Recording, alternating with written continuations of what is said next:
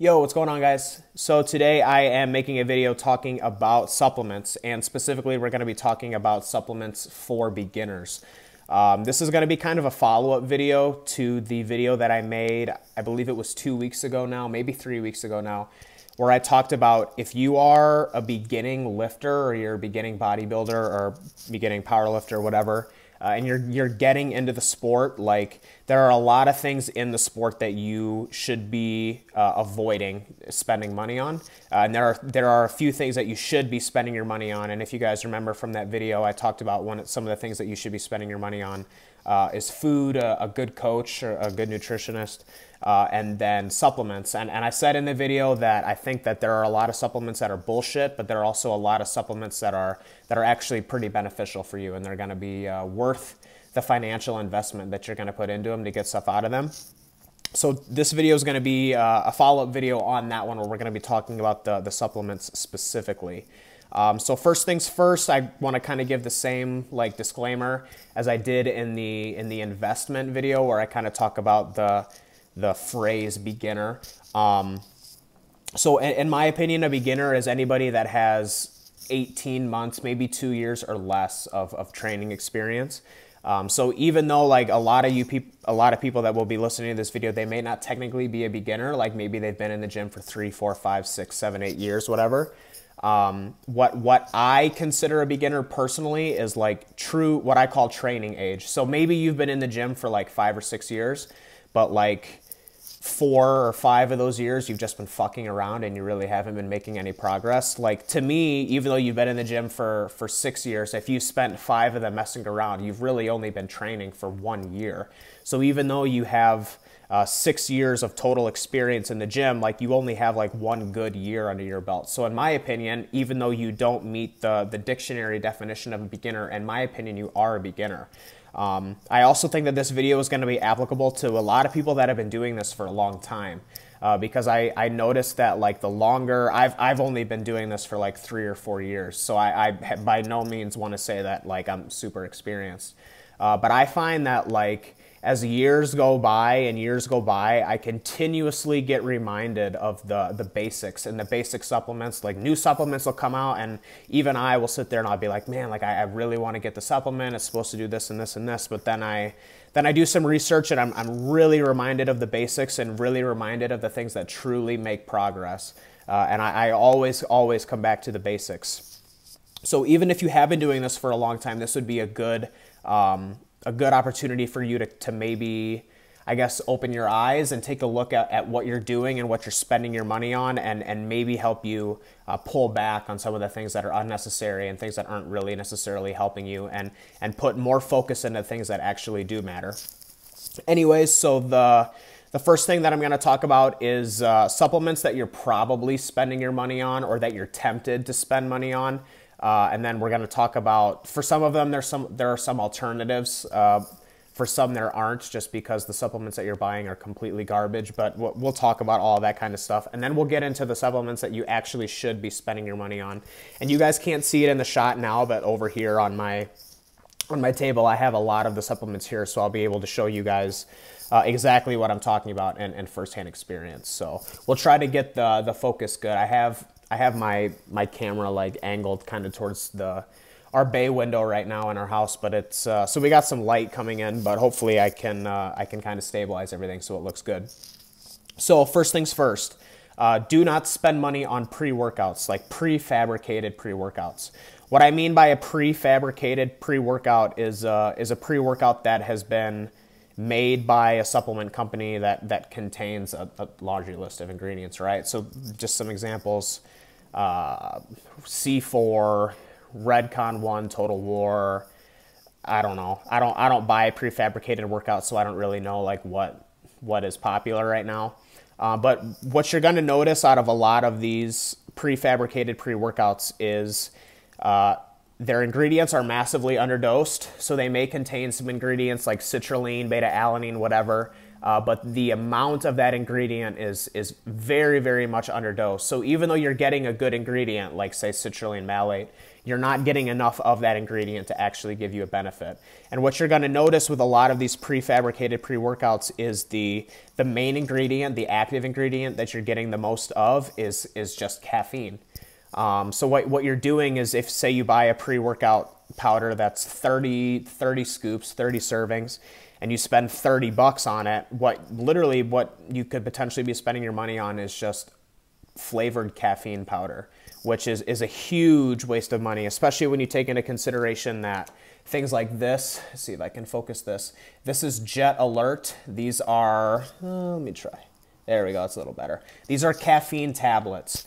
And I bought this one at Walmart. You can buy these at really any grocery store. I've seen them at grocery stores, Walmart, anything like that. You will find these in the aisle where you get sleep aids. So where you find like sleeping pills and all of that stuff, like things to help you sleep. They also have things like this that will help keep you awake. Now, each one of these caffeine pills is 200 milligrams. There are 90 caffeine pills in here, and this cost me $3. $3 for 90 pills of 200 milligrams of caffeine. Just to give you guys some reference, like a traditional cup of coffee is about 100 milligrams of caffeine. So each one of these pills is two cups of coffee, and it costs $3 for 90 of them. You also could just drink coffee pre-workout. I used to do like sugar-free energy drinks like Red Bull, Monster, all that kind of stuff. But the carbonation like in my stomach during training was really upsetting my stomach, and I was not having good workouts from it. So I completely ditched that. And literally, like, if I feel like I need caffeine on that day, I'll just take one of these and then I'm out the door. That's it. So like obviously talking about how much cheaper this is than a prefabricated pre-workout, and really in that prefabricated pre-workout, all you're getting is flavored caffeine anyways. Now there are prefabricated pre-workouts that have really good ingredients and really good amounts, and that's a different topic for a different day. But if you're a beginner, like, I don't think that you should be spending money on something like that. The only thing that you really need or want if you're buying a pre-workout and you're a beginner is the energy boost, which you can get from a cup of coffee or you can get from a caffeine pill anyways. So I would just completely stop wasting your money on it. I would also stop wasting your money on amino acid products. That includes branched chain amino acids and essential amino acid powders. Now I know there's going to be people that watch this that talk about EAAs, because EAAs are kind of like the new craze right now in the supplement industry. EAAs, in my opinion, are very beneficial if they're taken in the right context, and even BCAAs can be beneficial if taken in the right context. The majority of the research proves that taking just BCAAs on their own is pretty much worthless, and it doesn't actually do anything at all. So if you're spending money on a BCAA product, I would 100% refrain from purchasing a BCAA product.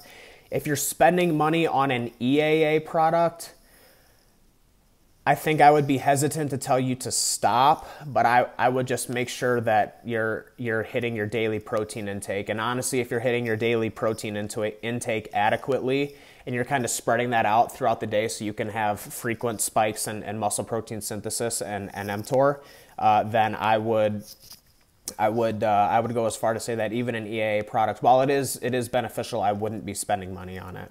I wouldn't be spending money on any pump products. They're beneficial, but again, they're really not 100% necessary. I would not be spending money on mass gaining products.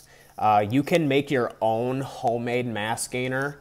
And so let me preface this. Like, if you look at the ingredient labels of the majority of these mass gainers, I know that there are good mass gainers out there, but I would say like 90% of the mass gainers out there are just a cheap whey and then like a bunch of sugary garbage. You could make your own mass gainer at home using milk, oatmeal, peanut butter, whey, ice cream, frozen fruit, like all of that kind of stuff. And you're going to get more calories than the pre-made mass gainer has. It's going to be better for your stomach. It's going to be healthier, and it's going to be cheaper, and it's going to taste better. So stop buying these pre-made mass gainers and just make your own. Peanut butter, ice cream, milk, whey, and oatmeal. And that's an easy 1,500 calorie shake that costs you like $2 or $3 to make. Super duper cheap, and it's going to taste a lot better than this sugary crappy powder that you're going to get with a pre-made mass gainer. Intra-workout products. This is another topic for a different day about intra-workout nutrition. I think personally that intra-workout nutrition is very valuable. I think it is very overblown how valuable it is, but I think it is valuable nevertheless. I would not be spending money on Vitargo, Carbolin, highly branched cyclic dextrin, these expensive carbohydrate powders when if you're looking for an intra-workout carbohydrate product. I would just drink something like a Gatorade, like just a simple sugar source during your session, and you're going to get just as much benefit out of something like a Gatorade as you would with like a cluster dextrin, and you're going to save yourself like just an unfathomable amount of money because some of those carbohydrate powders are just ridiculously expensive. Any over-the-counter testosterone booster or any over-the-counter fat burner, you really shouldn't be buying. They're all completely garbage. If they do anything at all, the degree in which they help is so low that it is not worth the financial investment. We all know that when it comes to boosting your testosterone and losing body fat, the things that actually do work are not legal. Not to get too much into that, but we know that if it's on the shelf, it probably isn't doing too much. If it was on the shelf doing a lot, everybody would be taking them. And I don't know about you guys. I don't know many people that take over-the-counter test boosters that are actually big at all. The people I know that are big are taking other things. So now that we've kind of talked about the supplements that you are potentially spending money on and why those may be a bad idea, some of them we gave alternatives. Let's talk about the supplements that you should be spending your money on. The ones they're actually worth your financial investment and you're actually going to get the most bang for your buck, metaphorically and literally speaking, when you take these supplements. So first things first is a whey powder. And I'm going to put an asterisk next to whey because whey, if you consume your daily protein requirements through whole food alone, that is going to be much better, in my opinion, for your health and your performance than it is by doing whey. But I do recommend that you have a whey protein for a couple of reasons. One, if you struggle to hit your protein intake from whole food alone, then whey is a good idea. Whey is also a very, very good idea if you're busy. So like you're a college student, you're a high school student, you work a full-time job where you don't have time to make breaks. You can always make a shake, and you can drink a shake in 2 minutes, and you can add oatmeal, peanut butter, whatever you want to it in order to hit whatever macros that you're looking for, whether you're gaining weight, you're dieting, whatever. Like whey is a good thing to have on hand, but I want to make it clear that whey isn't like a magical supplement. Like it isn't like you just take whey post-workout and like all of the protein goes straight to your muscles. Like whey can be beneficial, but it's preferred that you get your protein intake through whole foods. If you're going to buy a whey protein powder, I would get one that is good quality. I have seen way too many studies and lab tests done on like the cheap Walmart proteins where the label says that there's 25 grams of protein in the scoop, and then they test it and there's only like 13 out of 25. Like if I'm spending money on a whey protein powder, I want the protein that the label says is on it to actually be in it. And so I would only buy something that's third-party tested, in my opinion. My choice for that is, hopefully this focuses here, TrueNutrition.com.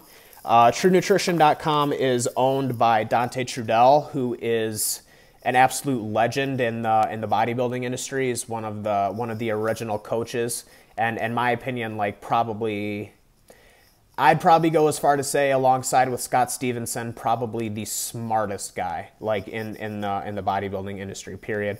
But he owns this supplement company, and he third-party tests everything that he sells, and he shows the third-party tests online, so you know that what you are purchasing you are actually getting. The thing that's also nice about True Nutrition is they're very similar to MyProtein. For you guys that are familiar with MyProtein, is when they sell you their products, they sell them in these bags. So they save a lot of money, and you save a lot of money as the consumer because the supplements come in a plastic bag, and so you're not spending a lot of money with the containers and stuff. So this protein here, this is their microfiltered whey isolate. I think this is like $12 a pound, which is actually cheaper than some of the proteins that you can buy at like Walmart or a GNC, and it's higher quality. So I would 100% go with something like a True Nutrition. Dymatize ISO 100 is another very good whey protein. If you're in the UK, Reflex makes a really good protein, and there are some others. But I would only get something that's third-party tested, so you know that what you're actually buying is actually what's in the container. I have the strawberry sorbet flavor right here. Their chocolate fudge brownie is really, really good, and I'm going to be trying some of their other flavors as we go forward. So get away and get a good quality one so that you know exactly what you're getting. Next would be an omega-3 supplement. So I personally like Ultimate Omega from Nordic Naturals. Again, this is something I've read a lot of studies talking about and showing like fish oil or omega-3 supplements where they're rancid, they've oxidized like in the container. Nordic Naturals also third-party tests all of their stuff, and they post the third-party tests online. For two soft gels, this container, just to give an example, this container has 30 servings, and a serving is 2 soft gels. And I think it costs like 20 or 25 bucks. So this is about 20 to 25 bucks a month to get an omega-3 supplement. I've made a video before talking about all the benefits and stuff of omega-3s. You guys can go and check that out. For most people, I like to recommend the EPA and the DHA is about 1,000 milligrams or more at the bare minimum. 2 soft gels here gives you 1,100 milligrams of EPA and DHA combined, so this is a very, very good quality omega-3 supplement that's made from a reputable brand that posts all of their third-party tests. And then the omega-3s are they're derived from anchovies and sardines, which are going to have the highest saturation of omega-3 fatty acids in them. So I personally like Ultimate Omega from Nordic Naturals. You can get that on Amazon, and it's relatively cheap. Next is a fruit and greens powder. And this is for all of you people out there that never eat fruit and you never eat vegetables. Now, me personally, right now I'm dieting, and even when I'm dieting, I'm eating fruit. I'm eating fruit 2 times a day right now, and I'm eating vegetables 4 times a day. When I'm in an off-season setting or where I'm trying to gain weight, I eat vegetables 4 or 5 times a day, and I eat fruit 3 or 4. So I eat a ton of fruits and vegetables even when I'm in an off-season setting, and even when I'm dieting. So for me, this may not be necessary, but I like to take a fruit and greens powder just in case. And if you do not eat fruits and vegetables, you should be doing that. But if you can't, for whatever reason, just eat vegetables, like you can't choke them down, then I would 100% invest in a good greens powder. I am currently using Barlean's Greens. Yeah, there we go. Barlean's Greens. This is their chocolate silk flavor, and it tastes pretty good. And it's got, let's see. It's got like over 5 grams of fruit and greens in it. So there are some other really good fruit and greens powders. Nutrigen by Morphogen Nutrition is a really good one. And then, what's the other one? Redcon One's GI Juice. Both of those, Morphogen Nutrition's Nutrigen and Redcon One's GI Juice, they both have like 13 grams of fruits and vegetables in them. So they're going to be more than double of what this one is. If you are somebody who does not eat fruits or vegetables, I would go with one of those fruits and greens powders because they're a lot more they hit harder, right? Like they have a lot more fruits and greens in them, so you're going to get more bang for your buck. I can go with something like this that has a little bit less in it because, like I said, I eat tons of fruits and vegetables, so my need for this is really low. I like to take it anyways, though, just to be safe. Obviously, the big thing with greens powders is making sure that you get one that tastes good, because some of those green powders just taste like absolute dog shit. The amount of green powders that I've gone through that just taste absolutely terrible, where like you literally buy one container of it, you use one scoop, you don't even finish that one scoop and you have to throw the whole thing out because it tastes terrible, is pretty high. Also, Nutridyne fruit and greens. I've never had this one, but their chocolate flavor, everyone says is really good. I know a ton of people that have used that, and they say that one is really good. So that's another good one. So there's 3 good green powders right there, 4 if you count that one. So no excuses to not be getting your fruits and vegetables in at all. Obviously, I think that eating them would be preferred, but if you can't, then I would definitely go with the fruit and green powder. 2 more supplements left. Good old creatine. Again, here we are back with the True Nutrition. I'm not a plug for them. Again, they just sell everything really cheap. It's very high quality. And I trust them. So I get a lot of stuff from True Nutrition. Now, there are a ton of different creatines out there. There's creatine monohydrate, creatine hydrochloride, creatine ethyl ester. The majority of the research is done on just good old creatine monohydrate. Creatine monohydrate, this was a 500 gram pouch. You take 5 grams a day, so this is 100 days worth. I think this was like 12 bucks. This is extremely cheap. You just take it daily. I take it with my intra-workout carbs on my training days, and on my non-training days, I just take it first thing in the morning with my greens powder. So just as long as you're getting the creatine every single day, it doesn't really matter like how you get it in, but just make sure you're getting it in every single day. We know that creatine, I've made a video like more in depth on my supplement video where I talked about like the ins and outs of creatine and what it does and how it replenishes the ATP cycle and all that kind of stuff. I don't want to get into that sciencey, nerdy stuff today.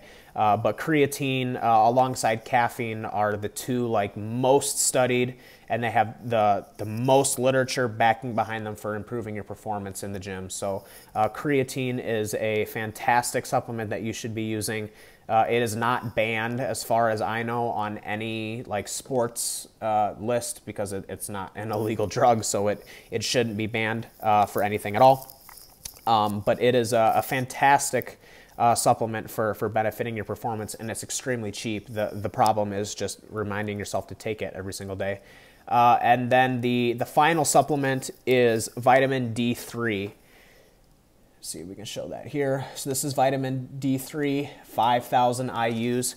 I generally recommend that most people take about 5,000 IUs of vitamin D a day. If you guys can't tell, or if you know me like in person, I am probably the most pale person on the face of the planet. And so during the winter time, I take 2 of these. I take 1 in the morning and I take 1 in the night. The reason that I do that is vitamin D is synthesized in sun exposure. So if you're not getting a lot of sun exposure, you're not getting a lot of vitamin D3. And obviously in the winter, I am not spending a lot of time outside, so I'm not getting a lot of sun exposure, so my vitamin D levels drop. So even in the summer when I am outside and I'm getting sun, I take 1 of these 5,000 IUs. And then I'll take 2 of these in the winter. And the main reason why you take vitamin D3 is vitamin D3 in its active form, it acts to stabilize testosterone and your androgen receptors. And obviously with kind of today's society, we don't really go outside that often. We don't do a lot of stuff inside, whether it's through work or play or whatever. Like, we don't really go outside. So it's a very, very common deficiency in today's society to be deficient in vitamin D3. So I recommend everybody take vitamin D3. Again, coming back to the brands, I mean, True Nutrition sells vitamin D3. I've gotten it from there and I love it. I also like, if you can see, Jarrow formula, Jarrow formulas. Jarrow formula, Life Extension, and then True Nutrition, they all sell vitamin D3. I would go with either one of those 3. Just to give you an idea, this is 5,000 IUs, 100 soft gels. So this is 100 days worth of vitamin D3. And I think this cost me like $4 or $5 on Amazon. It's extremely cheap, an unbelievably cheap supplement that has an absolute ton of benefits for you. So that was kind of talking about what supplements that you should be buying, which ones you shouldn't be buying. If you guys have any questions, please feel free to leave a question or a comment in the description, and I'll get back to you guys as soon as I can. Follow me on Instagram. You can ask me a question there through DM, whatever you want to do. If you're interested in online training or nutrition coaching, I have my coaching email in the description. Other than that, guys, if you like the video, go ahead and drop it a like, give it a thumbs up.